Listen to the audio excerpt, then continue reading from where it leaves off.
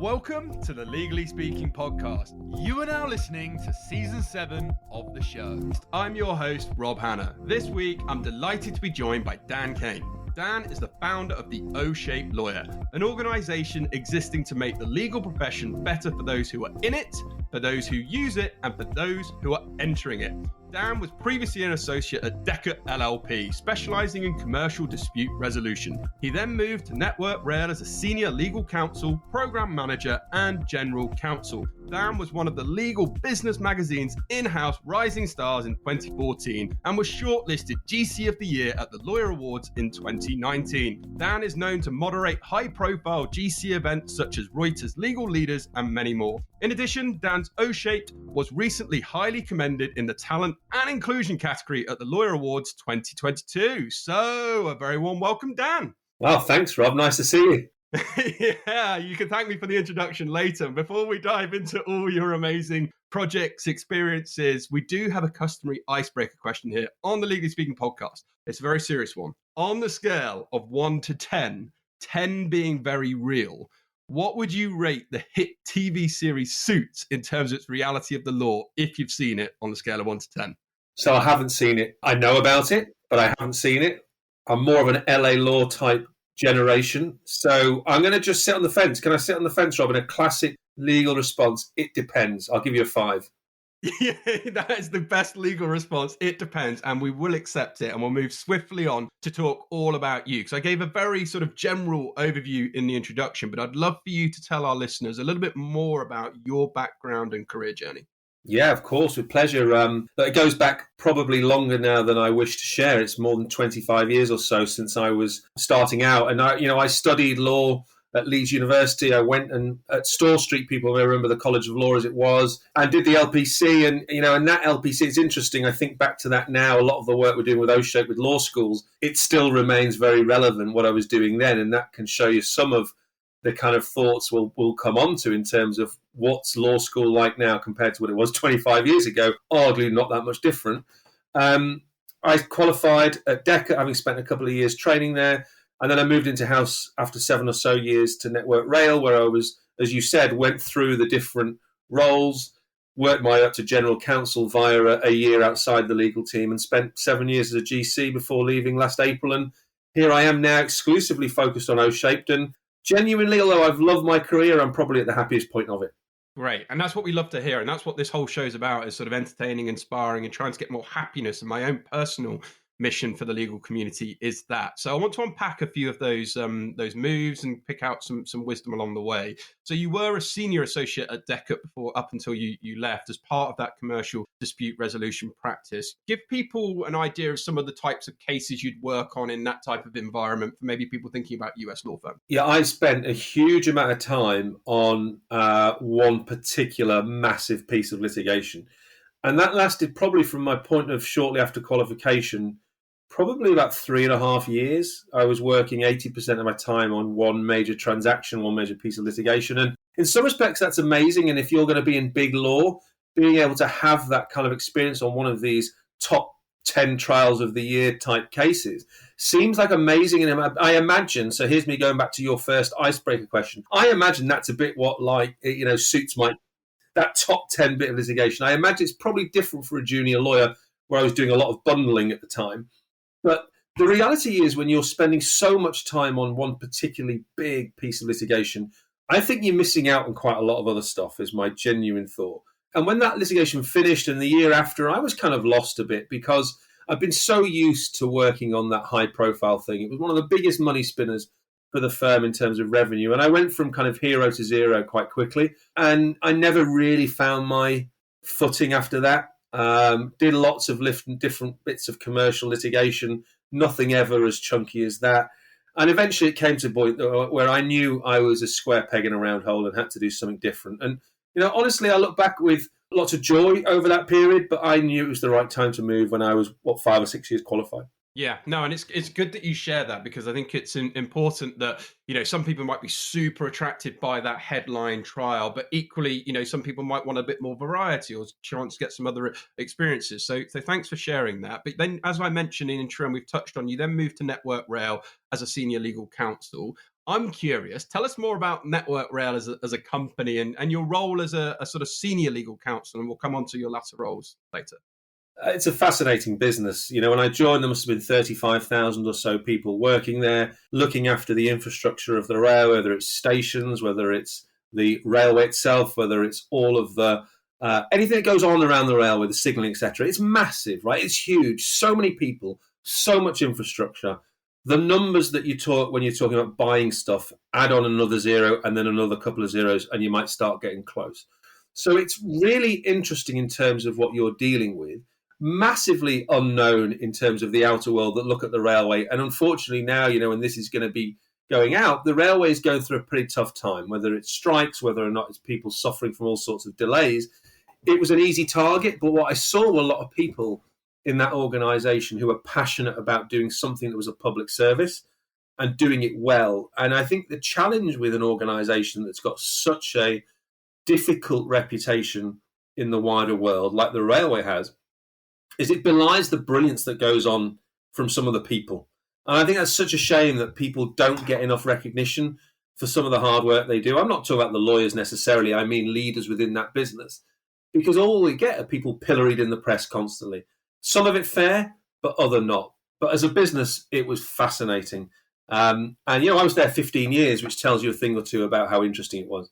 Yeah, absolutely. Clearly, and you evolved, you progressed, and that's a great story in itself. But yeah, let's talk about some of those projects, because you're involved in a variety of issues. Can discuss your involvement with Crossrail, Great Western Electrification, Northern Hub projects? Just tell us some about those experiences. So some of it was from the perspective of doing the day-to-day stuff. Others were when I was starting leading a team that were doing the day-to-day stuff. But these things that you're describing are major infrastructure projects that everyone knows about. So we talk about high-profile stuff. It's there, it's real, and you're working on that. And in-house, the beauty is there isn't that one massive piece of work you're doing. You're doing all of those things. And that's what people don't necessarily understand when you go in-house. You're not spending 100% of the time exclusively on one of those big projects. That's one of a number of things that you are involved in. And that means that you're doing all sorts of the work around it. Again, not just one legal discipline around something like Crossrail. People will be familiar with that because of the delays it had to coming in and now the impact it's having at its open. But the reality is that it's not just the transactional stuff you're doing. There's all of the other issues around, the disputes around, the planning side around. There's a bit of everything. And for some people, they love it because of the variety of legal discipline. For others, it's massively outside a comfort zone that you've been built up to in your training and development in private practice in particular. So Dan, you were also a program manager at Network Rail. You're seconded, I believe, to the program team. What was your experience like going on secondment? Tell us more about that role. I think it's worth knowing that the in-house world is often quite a flat structure. So it's really important to think about how do you take the next step, whatever that next step is in your career, to really be thinking about, do I want to be the next general counsel? Do I want to be a head of legal? And because it's often so flat, that people's careers aren't linear, right? You have to think about, can I take a step sideways in order to move up? And that was part of my thinking when it came to taking the secondment. I'd had a lot going on in my life at the time as well, personally, and I wanted to change what I was doing. And this opportunity came up because I was working on a leadership development program. And one of my close contacts for that was asked to lead this internal project that was really high profile, was looking at structurally at the organization wide going forward. And I asked him, and it's quite funny because I said to him, can I, join the project? You're working, I'd love to be involved. It's really interesting, you're leading. And he said to me, Dad, I'd love to have you on, but we don't need lawyers. And I said, can I do it as a human being and not as a lawyer on this occasion? And he kind of laughed and he said, well, do you mean give up your legal position? I said, I'm not giving up, but just come on secondment. And he was staggered to think, and of course, yes, and the rest is history. But it was really interesting that people don't expect lawyers to step out of that swim lane. And I think it was a real lesson for me that, his take and many others is you spent so many years getting to that position that why ever would you spend a year with the business? Well, it was the most interesting year of all. I learned loads. I realized how transferable my skills as being a lawyer were. It was really suited to the qualities that I have. I engaged with leaders across the whole business that I hadn't necessarily done as a lawyer. It was eye-opening in so many ways and has really been a huge part of why I ended up starting 𝐬𝐡𝐵 exclusively. Yeah, no, and I love that. And that's such a good point. So, people, if you're in a career at the moment and you may be feeling, a little bit stuck or not sure what to do, just go back and listen to what Dan's advice was there. Because I think it was really, really sage advice, particularly around maybe looking sideways or thinking about something slightly different. And that year, like you said, really gave you extra insights into the business. And obviously from there, you then progressed up to general counsel with Network Rail. So, talk us through that journey and what responsibilities did you have in delivering that sort of first-class legal services to support the UK rail network, which is huge. Yeah, do you know what's really interesting is that I talk now about how important it is for in-house teams to truly understand the business. Now, I'd been a year in the business and I'd listened to and heard what goes on day to day, what they worry about, what they care about, and just how different and misaligned that was from a lot of what the legal team were doing. And so it became obvious to me when I came back into the legal team, I had that business knowledge that others didn't have. And so that's such an advantage when it comes to engaging with and being much closer to what the business are doing from the outset. Many in-house teams you'll speak to say they're looking at how do you get involved earlier in some of the work their business is doing, because otherwise, when you get involved late, you end up having to come up with things that are seen as blocking. And many in-house teams are seen as blocking, partly because they're involved so late. And I've never been one who can say, I've always rallied against this. It's not our fault because you involved us late. It's how do we get involved early? What's the kind of the opposite of that? The positive of that. How do we get ourselves involved earlier? And so when I started as general counsel, we had a team of 25 or so lawyers. It was about saying, how do we use all our skills and knowledge and that to help us get involved earlier because we know the business? Let's go and listen to the business. Let's do mini secondments that I did, but just for a day or half a day or a couple of days and learn about and listen to what they do. You're in-house because you're part of the business. Therefore, there is no excuse not to know that business. And for me, that was the biggest shift in mindset that I took the team on, which is we know the law, right? They expect us to know the law. What they don't necessarily expect us is to be completely au fait and on a level with them on their business understanding. And that was the driver for me. I love that answer. It reminds me back to when one of my mentors said to me very early in my career, Rob, if you're talking, you're not listening and learning.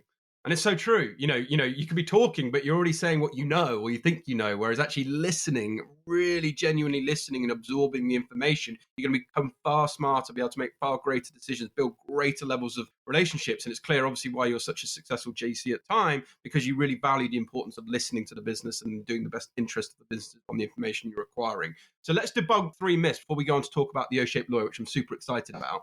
What 3 myths about working in-house can you share or debunk from your experiences? I think the first thing is that it's the easy way out.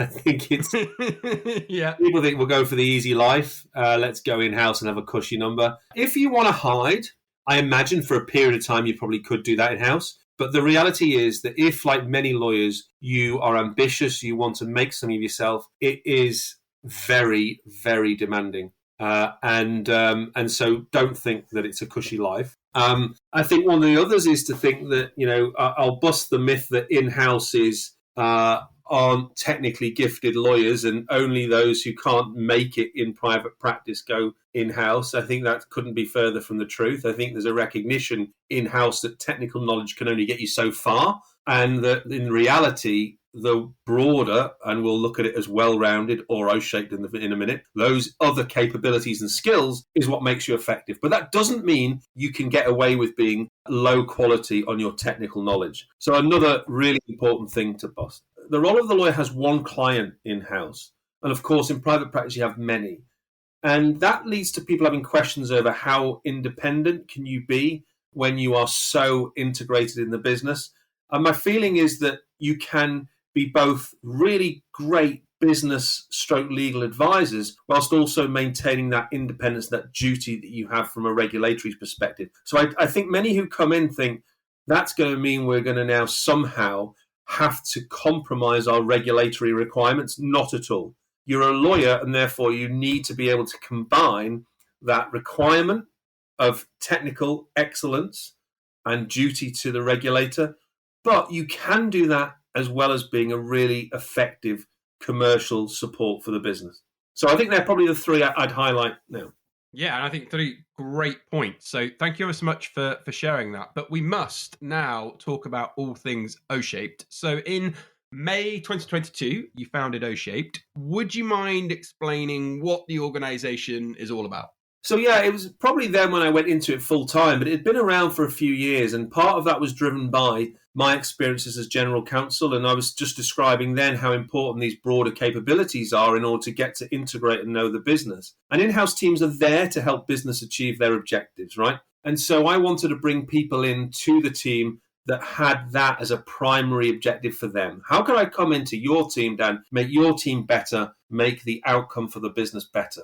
And what I found was people who came in being very technical and not really thinking about these broader things. And when I started to share my concerns internally and then with peers, we talked about the need for well-rounded capabilities, and that's where 𝐬𝐻𝐸𝐻𝐸𝐻 came from. And what I saw was a number of peers in GC saying we have the same issue. We've got people who are technically very strong but don't have the broader skills, can't integrate with the business, aren't commercial as a result. And we started looking at a small working group of us. Why is it that we've developed people in such a technical way that means they aren't necessarily aligned with the needs of business? And it started with law schools, and I mentioned earlier law schools. You know, when I started looking at this back in 2019, law schools were exactly the same curriculum as they were when I was at Store Street that I mentioned many moons ago. And that seems crazy when you look at how the world has moved on, how the profession has moved on, and yet we're teaching people the same stuff. Utter craziness. And so part of 𝐬𝐻𝐸𝐻𝐸𝐻 at that point was to say, surely as a general counsel community, we can have an influence on what law schools are teaching,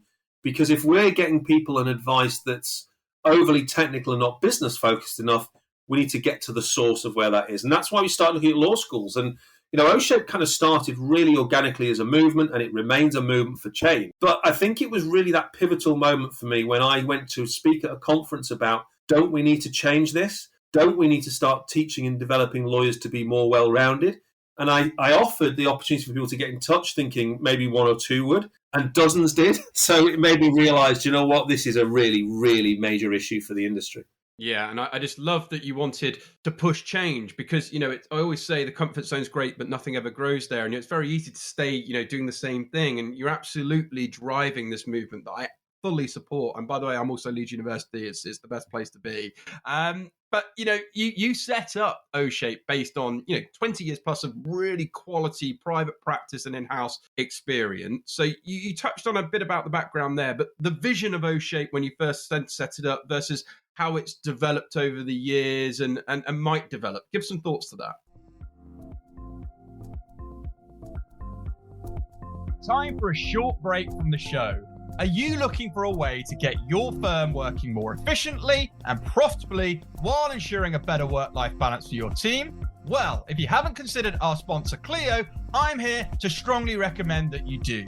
I absolutely love working with 𝐤𝐢𝐬𝐬. Not only is it the world's leading legal practice management and legal client relationship management software, it also has a really solid core mission to transform the legal experience for all, something I personally support. What sets 𝐤𝐢𝐬𝐬 apart for me is their dedication to customer success and support. There are lots of legal softwares out there, but I know from talking to 𝐤𝐢𝐬𝐬 users that their support offering is miles ahead of the rest with their 24/5 availability via email, in-app chat, and over the phone. Yes, you can actually call in and speak to someone. 𝐤𝐢𝐬𝐬 is also the G2 crowd leader in legal practice management in comparison to 130 legal practice management softwares and has been for the last 14 consecutive quarters. G2 Crowd is the world's leading business solutions review website. You can check 𝐤𝐢𝐬𝐬's full list of features and pricing at www.𝐤𝐢𝐬𝐬.com/legally-speaking. That's www.clio.com/legally-speaking. Now back to the show.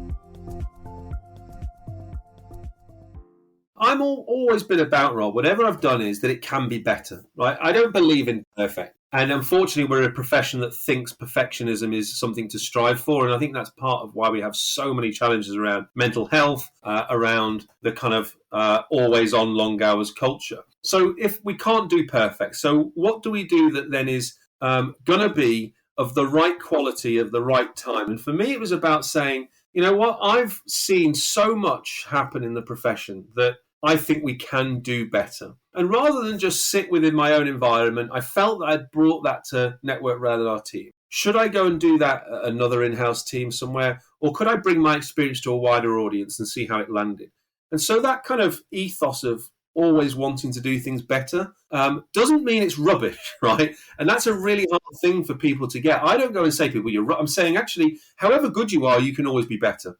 And I've brought that ethos in, I hope, to 𝐬𝐻, which is everyone in this industry is doing something that could be improved in some shape or form.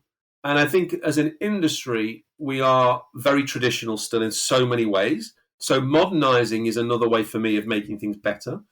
And that's certainly not to criticize where people are, but simply to say we're some of the smartest people in any industry, anywhere. Why do we just keep our brain power to such a small focus of the law when we could have such a big influence across an industry and, in fact, much more broadly across any industry? And I feel it's incumbent on smart people who come into the profession to have a bigger impact than just on their own wallet. And that's really part of the driver behind 𝐬𝐻. Yeah, and there's a legacy attachment to that as well, in terms of just, just going there and being a lawyer. What does your legacy want to be? And I want to pick on some points that I really try to hammer home to people on the show. Practice makes progress. It doesn't make perfect, because perfect doesn't exist. We've talked about that. Done is better than perfect. Perfect never gets done. That can also lead to procrastination, actually stagnation. And then finally, I love that you talk about sort of getting better, because again, one of my mentors said to me, don't get bitter, get better. And I think, again, you could easily just, continue to complain about this, and this industry's like, you're doing things and you're striving to do things better for the profession to ensure that it kind of keeps up with the times and stays ahead of the times. And that's why I'm super excited to dive more into this. Here's a controversial question, potentially. Can anyone become an 𝐬𝐻 lawyer? 1,000%. Is that enough percentage for you? Yes. Okay. Why? Well, look, we've over the last year or so started to gradually drop the lawyer bit of 𝐬𝐻 lawyer, because frankly, as an organization that's all about trying to give everyone the opportunity to succeed, create the environment where people can thrive, this isn't just about lawyers. And this profession now is so much more than lawyers, right? Everywhere you go now, in-house teams comprise of experts in a number of different disciplines and fields. Private practice firms now are much broader than the lawyers. And in fact, I think during the pandemic, people recognized that behind the scenes, everyone else that made it happen needs to be recognized much more. So let's just now recognize this is about 𝐬𝐻, and it's not just lawyers. Now, can everyone do it? I firmly believe they can. And that's because we come from a place of growth mindset. And I don't know whether or not that's something that's featured on your podcast before, but the importance of people recognizing that you can always learn and grow and be better, as opposed to we're born with a certain level of expertise and knowledge, and once we've achieved it, that's it. Now, in the legal profession, we've kind of gone down this subject matter expert route, which means that people then don't stretch themselves. They don't push out of their comfort zone. Whereas if you're in a more creative industry, then people are encouraged to think differently. And, I always say to people when they ask about this, how does 𝐬𝐻 relate to everyone? It's, can you ride a bike? Yes, most people say. Could you ride a bike when you first pick one up? No. Right? Had you fallen off several times in trying to learn and ride a bike? Yes. Now that's demonstrating growth mindset, i.e. I couldn't do something, I tried, I practiced, I improved, I can do it. And that mentality is just the same when it comes to 𝐬𝐻. No one is going to have every attribute that we talk about at being 100% of the time. Of course you're not. But why can't we strive to be better at all of these things? Whether it's communication, whether it's showing courage, whether it's creating value, all really important facets of 𝐬𝐻, we can all be better with the right mindset. And that's why we have these 5 O's of the 𝐬𝐻 mindset. Because if you are of the mind that you want to be better, you can be. If you're of the mind that, you know what, I'm fine where I am, I'm doing all right, I can't do that, that horrible word, I can't, as opposed to I can't yet, which is another growth approach, then I think you're going to recognize that we end up in a very fixed mindset of an industry. I'm very much in the place where we can get better. Yeah, and I absolutely support that. And I would just add the information you absorb will shape your career. So, the people you hang around, if you hang around a very fixed mindset group of people, you're not going to potentially get exposed to people with a growth mindset. So, you need to be around people like Dan. You need to have people in your network. And if you don't have them currently, you need to go and think about actually finding them, because there is always a way. There is always a solution. There is something that you can do to improve. And we're not talking about perfection here. It's about that improvement and step by step. So let's break down O-shaped even more, because there's 5 valuable skills which comes to the 5 O's that make the O-shaped lawyer: being open, taking ownership, being original, being optimistic, and taking opportunities. Would you mind just explaining a little bit more detail on each of those? Yeah, of course. So the 5 O's really represent, for me, the mindset piece, right? So the idea of being open is being open to new ways of working, open to new perspectives, being open in the sense of being transparent. And, transparency is something we could all improve in our profession. In no particular order: original. Original for me is being creative, innovative. We talk so much about innovation in the legal profession. Do we really give people the empowerment to start being innovative and genuinely creating new ways, whether that's for your own career or whether that's in our service to our internal colleagues or clients? Opportunities. This is about, we've got to recognize that people, you make and take opportunities. People always used to say to me, I don't get the opportunity to do that. They're so lucky they get that. I think you make your own luck and you make your own opportunities. Get your head up from the parapet, above the parapet, and look out what's out there. There's a world of opportunity. And that's what the O for opportunity is. The optimism was really about a lot of what we've been talking about, this kind of positive approach to the way we work. You mentioned happiness. Not everyone is by default optimistic. That's okay. But what we're saying is that if you can demonstrate that mindset, then it rubs off on other people and you build connections better. You're able to start seeing that things can be done as opposed to identifying lots of reasons why they can't. And that's inbuilt to the lawyer logic. Let's look at all the reasons why something can't happen. And I think then, the final one of ownership really is about, I suppose, 2 things. One is taking ownership of your own career. These things, as you well know, Rob, they don't land on your lap. The idea that perhaps 20 years ago you could get a training contract, it was much easier then. I managed to get one, and then somehow keep going through your career and things would land on your lap. That gone. Take responsibility for your career. And the second bit is taking ownership of the advice you're giving. If you're a lawyer, it means you should be more than just a dispenser of knowledge. You should now be recognizing and taking responsibility that your advice has an impact on someone or a business. And if you're not willing to recognize, and responsibility and ownership for me brings in the emotional side of what we do, that your advice has a human interaction, connection, and impact, then frankly, you're not doing your job properly. So they're the 5 O's.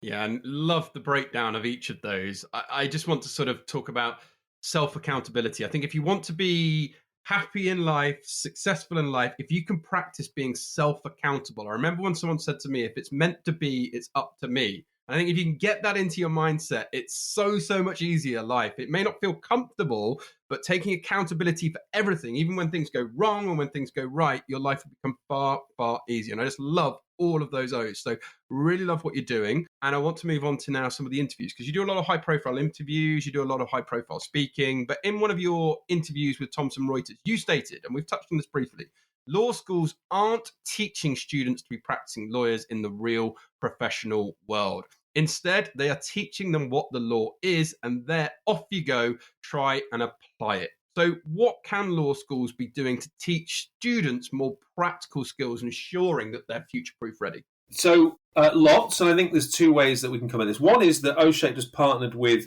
BPP, College of Legal Practice, and Barbary, 3 of the major law schools.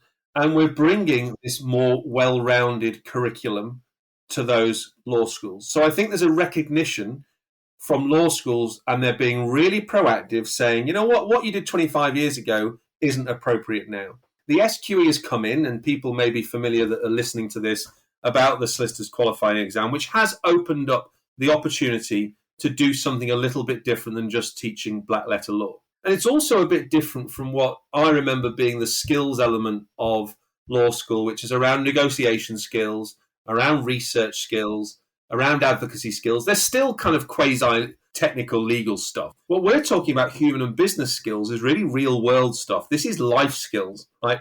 And so whether you're in law or in anywhere else, these skills are completely relevant. And you'll find that much of what we talk about is taught at business schools. And if we're looking at advising clients who are businesses, for many people, also be individuals, but many people are advising businesses, then you've got to know the business world. And yet our response has always been, read the FT. That's how we've talked about commerciality. We've got to start recognizing that business schools teach people how they're going to be able to succeed within business. Why would law schools not do the same? So we've made real progress in terms of embedding O-shaped principles, the mindset and attributes into the law schools. And College of Legal Practice has gone one step further, and we're actually running a O-shaped lawyer module, which has got many of the different elements that we've been talking about that you would find at business school. And that for me is a massive shift that, I'd like to think without O-shaped it would get there anyway, but I'm sure we've accelerated it when it comes to broadening out the curriculum.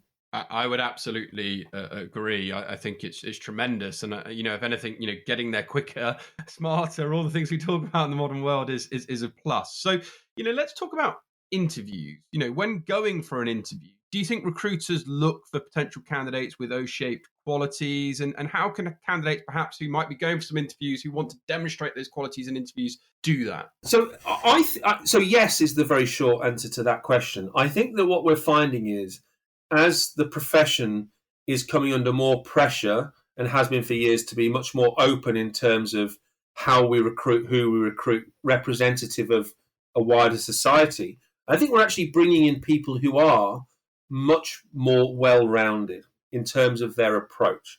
Now, that sounds really positive, but it comes with a but. And that is, and one GC said to me, and now this is coming to controversial, one GC said to me recently that private practice is taking well-rounded people and flattening them. And I kind of thought about that and thought, you know what? We do recruit people into our profession who are pretty well-rounded, actually. I look at now some of the trainees that are coming through. So much capability and talent, incredible depth of now different experiences they've been through. Very different to my day when I went through school, university, straight into job. Actually, people have got an amazing CV now. So we are encouraging people to now have other talent. So where's this breaking down? And for me, part of that is, we're bringing these fabulously talented people in. The top percent of people in terms of talent come into the profession, and yet we use them in such a narrow way. And it's such a shame. I think we've got people in the profession that will change the world if they didn't go into the legal profession. And now they're struggling even to change their clothes because they can't get out of the office at night. Now, that for me is such a shame. We're kind of really, hiding the talent that's coming in. And I come back to this, are we flattening it? Potentially, yes. Yeah, but, are people like you trying to change that? Yes, looking at it from the other side. So I think, there is an absolute need for what you're doing. And you think about in a short space of time since, 2022, what's already been achieved and the universities that you're working with and, just in 5-10 years. And that probably leads to one of my sort of closing questions for you. What are the future plans for the O-shaped? Do you have other events, other things people should be knowing and hearing about? Tell us about the future. So we want to work cross-industry. I've always felt that's important. That connectivity between law schools, law firms and in-house, particularly in the UK, is there, and I think we're one of the only ones that have really seen the power of collaboration across all of them. So we will continue to work with all of them and making sure that people are much more practice ready when they go to law firms. Then this brings us to this question of how can we help law firms become more O-shaped? Now, we've been very lucky. We've now had a year or so with Brown Jacobson, our first partner law firm. Amazing. These are people who genuinely are embedding O-shaped into the fabric of their DNA. And now more recently with Denton's, which is the biggest law firm in the world by number, amazing now, and a massive boost for O-shaped, but also a real statement from Denton's that recognizing the power that bringing your people on board will have to achieving their latest stretch strategy. So the law firm side remains important, and we'll want to identify and work with other law firm partners who are looking to move forward in a way that O-shape's talking, much more people-first approach, because that has an impact on, ultimately, profitability. And making that connection is so important to us. Brilliant Marriott quote that I often use, which is take care of your employees, they'll take care of your customers, and your customers will come back. Get it right with the people bit, and your customers will keep coming back. And so that's the approach we're trying to bring to life with our partner law firms. And then in-house for me are the fuel that is all about 𝐬𝐻, right? If the in-house community that spends the £50 billion a year that we spend on legal service in the UK, if they are pushing this, then the change will come because they're the ones who are spending the money. So we want to work cross-industry. We've got events that will continue to be able to do with all aspects of the profession. We are developing further our future board, which is made up of incredible talent from paralegals, apprentices, newly qualified, in-house juniors, in-house private practice. These are people who represent now the generation coming through who do want something different. That future board is going to become massively influential, I think, over the next 12 to 18 months. And we'll continue the campaign for change at the same time, I hope, as working with some of the most progressive in-house teams and law firms who will ultimately drive the change, because there isn't enough of a burning platform at the moment for change. So we're looking at lighting safe but sensible fires to make sure that that burning platform does happen. Yeah, no, and it absolutely will, just from your own drive, dedication, passion, and, what you know of the industry. And as I say, what you've already achieved in a relatively short space of time. And you make such a good point. I always say to people, if you're hiring people, your business is your people. So making sure that they're happy and making sure that, it's a positive, happy people tends to lead to profitable businesses as well. That they aren't quite directly linked. And everything you're doing, is so important. So finally, what advice would you give to aspiring or junior lawyers who may want to become 𝐬𝐻 lawyers? Get as much different experience as you can. Really look at your network and building that network out into different people and communities. One of the real challenges we've got in our profession is too many of the people who lead have only ever known law, have only ever known their firm. And that means we have a very narrow set of perspectives from a leadership perspective.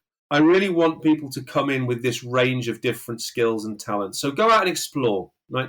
Be curious, ask that why question. And, alongside that, in many respects, is the sign of someone who is on their way to being 𝐬𝐻. If they're prepared to ask, why do we do it this way? That inquisitive mind makes a big difference. I think the other thing is, think about the different areas in the profession that you could play a role in. The giving of the law advice now, the legal advice, whilst it's clearly been the main thing in the profession over the last decades and decades that anyone cares to remember, let's not forget that technology is going to play a big role over the next decade or so within the profession, if not sooner.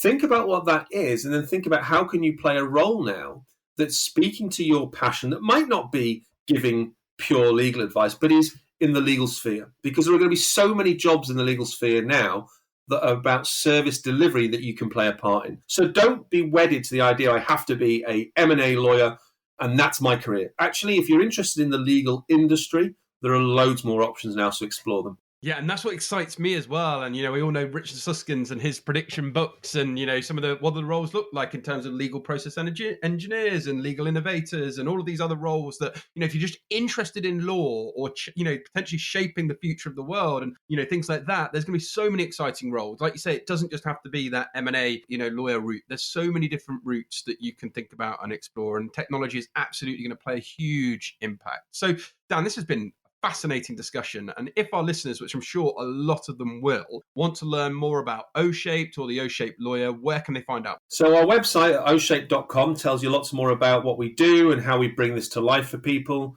Always feel free to email us at info@𝐬𝐻.com. We will get back in touch because we recognise our community is everything. And please keep an eye out for some of the events so we can sign up to our newsletter. We've got events happening on the 9th of May with the College of Legal Practice. It's an online free event. On the 23rd of May with Thomson Reuters, we're doing an event about human leadership and that being the biggest innovation in the law. Check that out. So all in all, there's loads happening. Just keep an eye out. Yeah, absolutely. Lots and lots of things to get excited about. So make sure you definitely follow the 𝐬𝐻 lawyer and Dan as well. Dan, thank you so much for coming on the show. It's been an absolute pleasure having you on. I've really enjoyed today's discussion. So wishing you lots of continued success with the 𝐬𝐻, your future pursuits. But for now, from all of us on the show, over and out.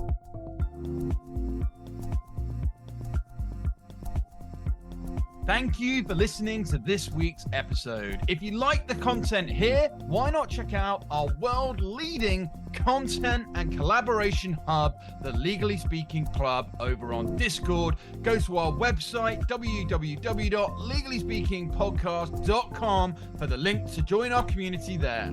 Over and out.